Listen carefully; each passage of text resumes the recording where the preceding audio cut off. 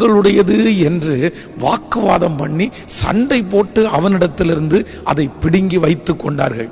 ஆனால் ஆண்டவர் வாக்கு கொடுக்கிறார், கர்த்தர் ரகபோத் என்கிற ஒன்றை கொடுத்து அவன் இழந்த எல்லாவற்றையும் கர்த்தர் திரும்ப கொடுத்தார். நம்பர் 1, நான் நம்புகிறேன் இன்றைக்கு ஒருவேளை உங்களுக்குரியதை யாரோ ஒருவர் பிடுங்கி வைத்திருக்கலாம்.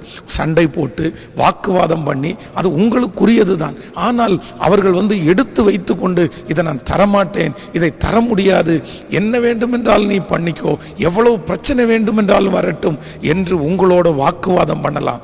ஆனால் கர்த்தர் சொல்லுகிறார், நீங்கள் அமைதியாயிருங்கள், நீங்கள் மெகுதுவாயிருங்கள், நீங்கள் வாக்குவாதம் பண்ண வேண்டாம், அவர்கள் எடுத்துக்கொண்டதை குறித்து நீங்கள் கவலையே பட வேண்டாம். கர்த்தர் சொல்லுகிறார், அவர்கள் ஒரு வழியை அடைத்தால் கர்த்தர் உங்களுக்காக 7 வழியை திறந்து அவர்கள் கண்களுக்கு முன்பாகவே நீங்கள் பிடுங்கப்பட்டதை விட பல மடங்கு உனக்கு தருவேன் என்று கர்த்தர் வாக்கு கொடுக்கிறார். இது கர்த்தருடைய வார்த்தை. நிச்சயம்